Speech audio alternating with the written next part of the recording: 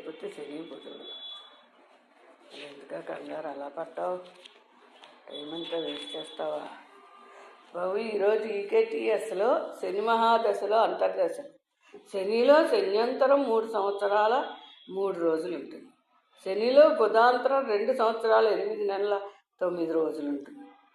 శనిలో కేతంత్రం 1 సంవత్సరం 1 9 రోజులు. శనిలో శుక్రాంతరం 3 సంవత్సరాల 2 నెలలు ఉంటుంది. శనిలో రవ్యంతరం 11 నెలల 12 రోజులు ఉంటుంది.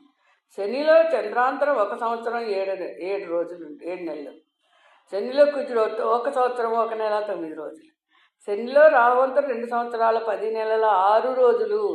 శనిలో గురువంతరం 2 సంవత్సరాల 6 నెలల 12 రోజులు. అలా గుర్తుపెట్టుకోండి. నెక్స్ట్ బుధ మహాదశ అంతర్దశలు.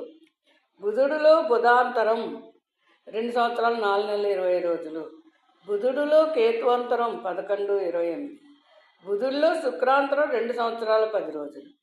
బుధుడిలో రవ్యంతరం 10 నెలల 6 రోజులు. బుధుడిలో చంద్రాంతరం 1 సంవత్సరం 5 రోజులు.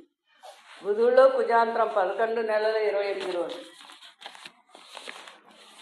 బుధుడిలో రాహువంతరం 2 సంవత్సరాల 6 నెలల 18 రోజులు. బుధుడిలో గురువంతరం 2 సంవత్సరాల 3 నెలల 6 రోజులు. బుధ మహాదశలో శన్యంతరం 2 సంవత్సరాల 8 నెలలు. Okay, nice. నెక్స్ట్ రాబోయేది కేతు మహాదశ. చూడండి, కేతువులో కేతువంతరం 4 నెలల 27 రోజులు. కేతువులో శుక్రాంతరం 1 సంవత్సరం 2 నెలలు. కేతువులో రవ్యంతరం 4 నెలల 4 రోజులు. కేతువులో చంద్రాంతరం 7 నెలలు. కేతువులో కుజాంతరం 4 నెలల 27 రోజులు. కేతువులో రాహువంతరం 1 సంవత్సరం 18 రోజులు. కేతువులో గురువంతరం 11 నెలల 24 రోజులు 4 రోజులు. కేతువులో శన్యంతరం 1 సంవత్సరం 1 నెల 9 రోజులు. కేతువులో బుధాంతరం 11 నెలల 27 రోజులు ఉంటుంది. గుర్తుపెట్టుకోండి. నెక్స్ట్ ఆఖరి మరి శుక్రమహాదశ.